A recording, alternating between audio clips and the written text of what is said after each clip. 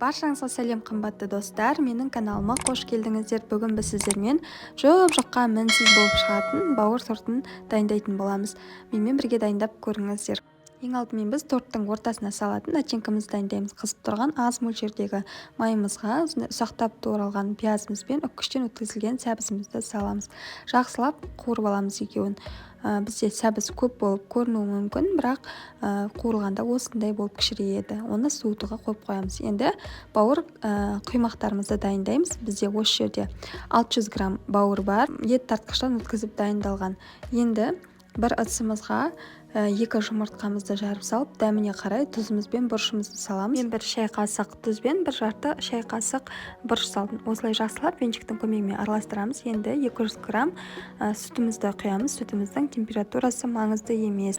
Енді алдын ала өлшеніп, електен өткізіліп дайындап алған ұнымызды барлығын осылай салып жіберіп, венчиктің көмегімен араластырып аламыз. Оңай араласады, себебі бізде қою масса шығады.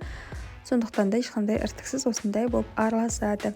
Енді үстіне жаңағы өткізілген бауырымызды салып, оны да біркелкі масса болғанша араластырамыз.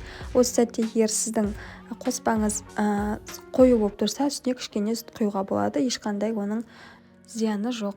Енді біз 2 ас қасық сұйық май құямыз, ең соңынан жақсылап араластырамыз. Менде ірі малдың бауыры, сондықтан осындай ірі болып тұрғандықтан мен блендердан ең соңынан тағы өткізіп алдым. Қараңыздар, блендерға дейін қандай болып тұр, блендердан кейін қандай болып тұр. Осындай сұйық масса болса, біздің құймақтарымыз әдемі тегіс жұқа болып шығады. Егер де сіздің блендеріңіз жоқ болса, және де сіздің бауырыңыз ұсақ малдың бауыры болса, қойдың, ешкінің, онда ол блендерден өткізіп қажет емес, әдемі болып шыға береді.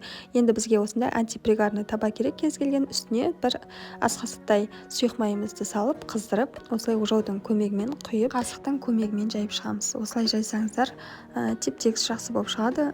Біздің массамыз қоюлау болғандықтан біз табаны аунатып олай жай алмаймыз табаның бетіне.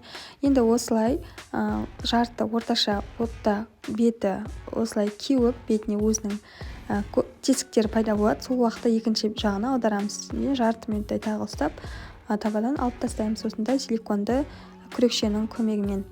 Тағы да сіздерге көрсетіп жатырмын, түсінікті болу үшін.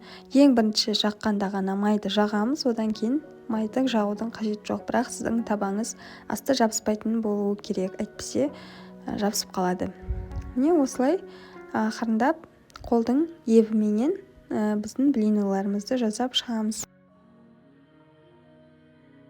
Менде ең соңынан осындай кішкентай құймақ шықты, оны бетін әрлеуге алып қалдым, ал қалғандары міне осындай болып шықты.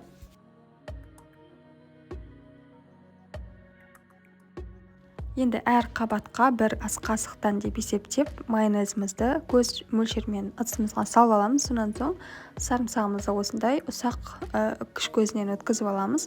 Жақсылап араластырамыз, және де балғын аз көкті, яғни свежий укропты қолданамыз. Менде ауылдық жерде тұрғандықтан, оны алатын мүмкіндік болмағандықтан осындай сушеный, яғни кептірілген укропты қолдандым. Негізінен көп мөлшерде етіп, кәдімгі укропты турап салсаңыздар, өте әдемі болып түсін ашып тұрады.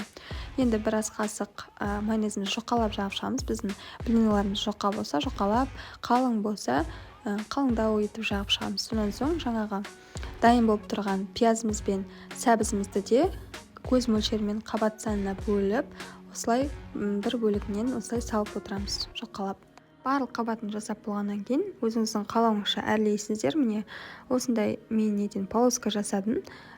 Гүл қылып жасасаңыздар болады, немесе ас көктің көмегімен, сәбіздің көмегімен де өзіңіздің фантазияңызға қарай әсемдесеңіз болады. Міне біздің тортымыз осындай болып шықты. Кәдімгі торт дерсіз, әдемі болып шықты. Менің ойымша биік болып шықты. Енді қазір ортасын кесіп көрсетемін. Жұмсақ болып, кескенде нәзік кесіліп жатыр. Ортасында қабаттары кескенде өте әдемі көрінеді. Осылай көп қабаттан 1 торт қылып жасасаңыздар, осындай биік әдемі болып көрініп тұр. Ал ортасында жап-жасыл болып ас көк жүргенде бұдан да керемет әдемі болар еді, бірақ менде ондай болмай қалды. Қараңыздар, дәмі де өте керемет. Енді бауырдың тортын, бауырдың құймақтарын, котлеттерін ұнататын адамдарға сөзсіз бұл ұнайды. Және де осындай начинкасымен өте дәмді болып шықты. Егер де сіздерге менің видео рецептім ұнаған болса, міндетті түрде каналыма тіркеліп, видеома лайк басып, достарыңызға бөлісіп қоюды ұмытпаңыздар. Баршаңызға рахмет, ас болсын.